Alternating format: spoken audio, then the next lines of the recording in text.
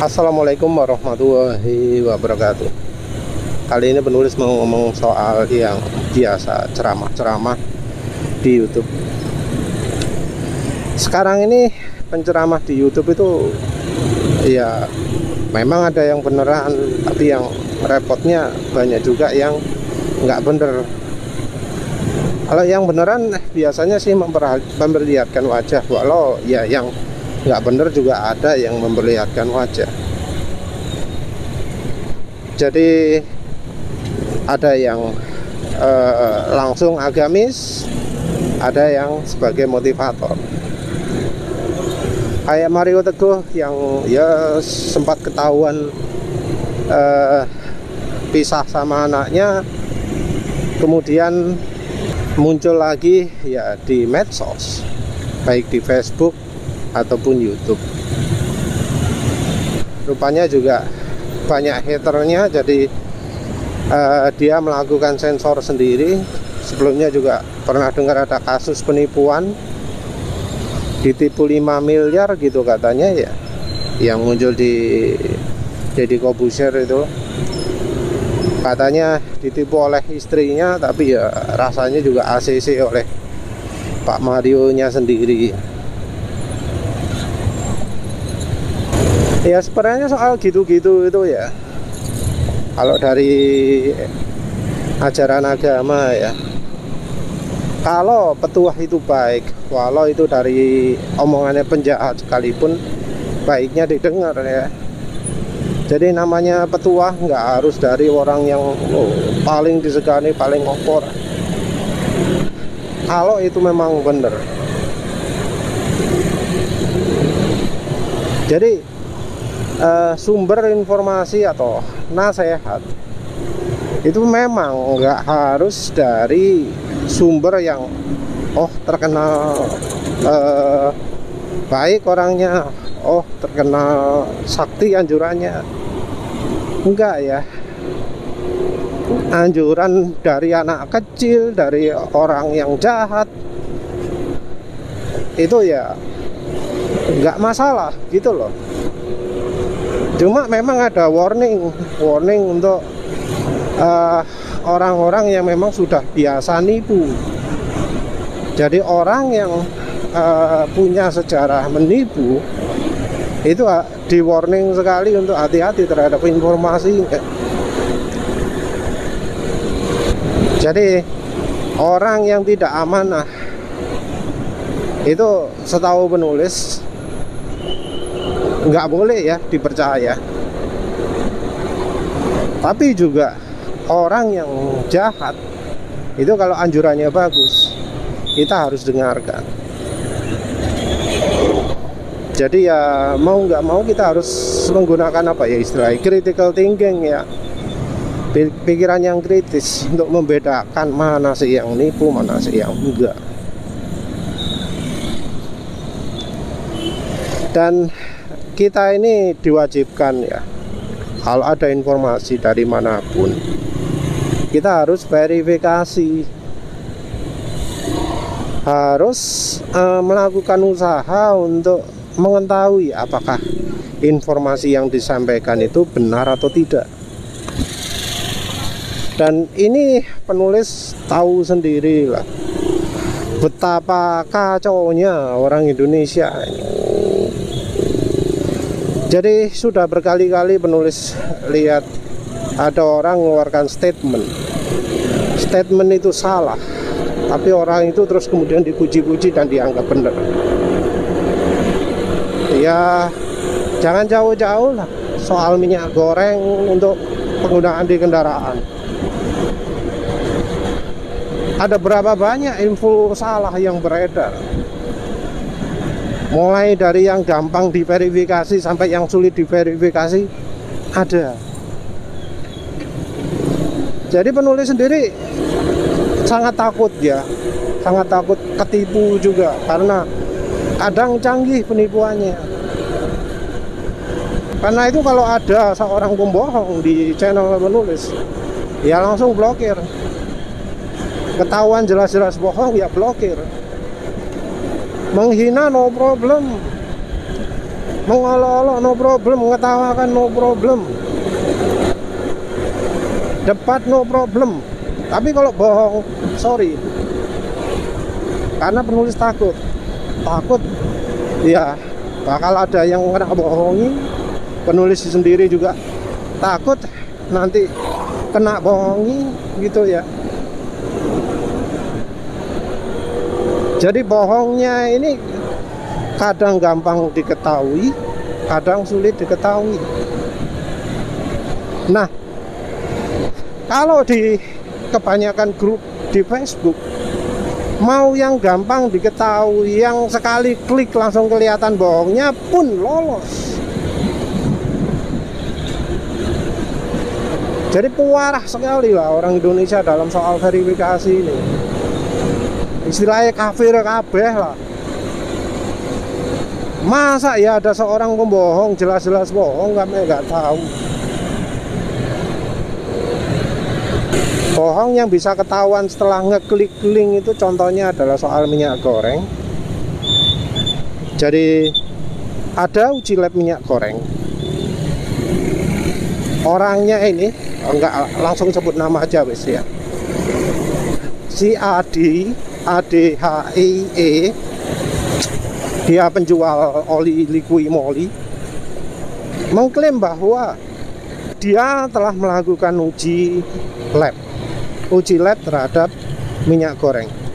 Dia klaim bahwa itu adalah pemakaian minyak goreng di mesin, pemakaian minyak goreng selama 5000 km di mobil Innova. Dia kasih linknya juga. Linknya menuju sebuah grup private Innova Community. Kalau nggak salah postingannya Andi Hendarto. Ya, penulis saat itu juga belum banyak menyelami ya. Kalau sekarang sih sudah tahu bahwa itu memang sabotase. Masa ya oli yang dipakai campurannya itu adalah oli kadaluarsa, oli yang sudah rusak. Terus juga dia tidak melakukan hal yang sama pada oli mesinnya. Jadi ngetes oli mesinnya dipanasi di wajan gitu. Jadi memang niatnya buruk dia.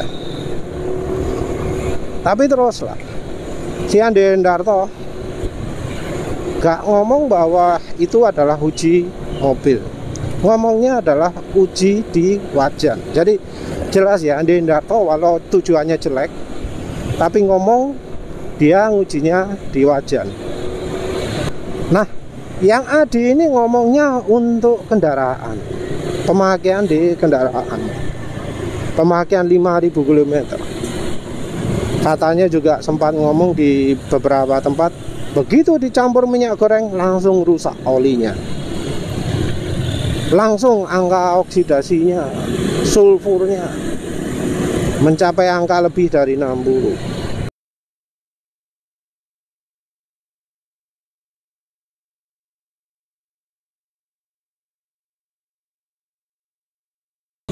Yang pertama adalah itu bukan uji di mobil. Yang kedua, gak ono istilahnya langsung rusak itu. Lawang dipanasi selama 30 hari di wajan, masa ya langsung rusak? Terus oli yang dipakai campurannya juga oli bekas, bukan oli kadaluarsa.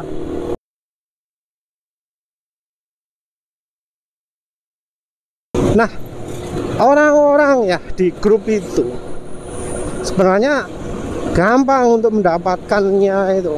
Tinggal ngeklik link, bakal bisa tahu bahwa si Adi ini pembohong. Tapi nggak dilakukan. Atau kalau yang nggak pakai link, ada usaha sedikit misalnya. Si Adi ini kan jualan oli liquid moly. Dia itu selalu ngomong oli yang baik itu adalah oli sintetik PAO ester gitu ya. Kemudian menawarkan produk kalau nggak salah Moligen atau apalah gitu ya, diesel Hitech atau apa gitu ya. Terus dia ngomong, ini loh contoh oli Jerman Pau Ester. Terus banyak juga yang respon, oh iya Mas Noel gini ini banyak gitu. Padahal ya kalau kita cari di website resminya Liqui Moly, itu ternyata produknya bukan Pau Ester, tapi ditulis jelas mineral ya.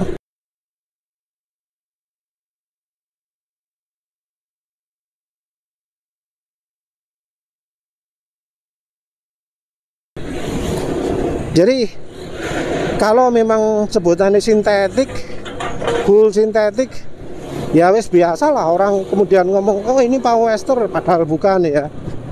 Tapi ini jelas-jelas nulisnya mineral.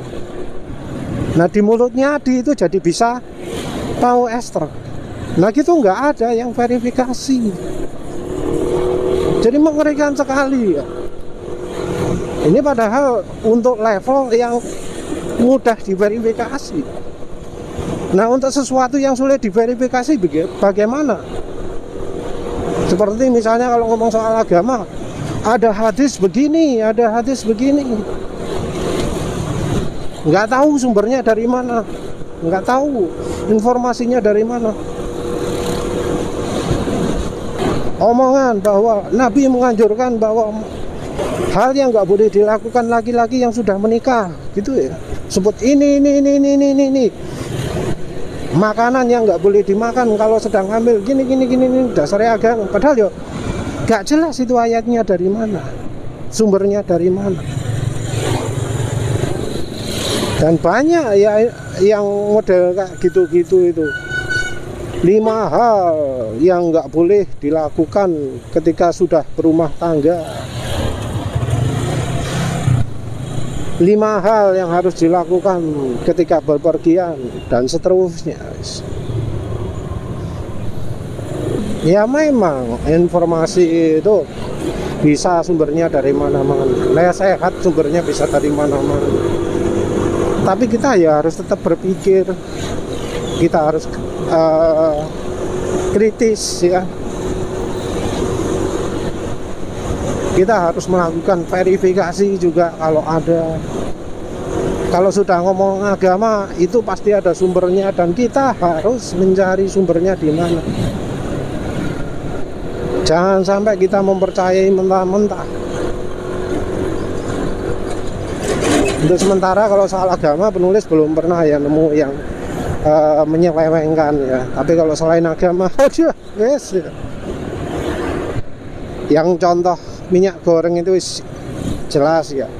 Padahal informasinya ini disampaikan sebagai hal yang lain. Dan ya repotnya member grup yang jumlahnya puluhan ribu, ratusan ribu, gak ono yang melakukan verifikasi. Gak kebayang gimana terus kalau soal-soal lain yang lebih lebih membahayakan, soal agama, soal politik, soal pemerintah, wes sembul habis. Ya udah itu saja. Terima kasih udah menonton. Assalamualaikum warahmatullahi wabarakatuh.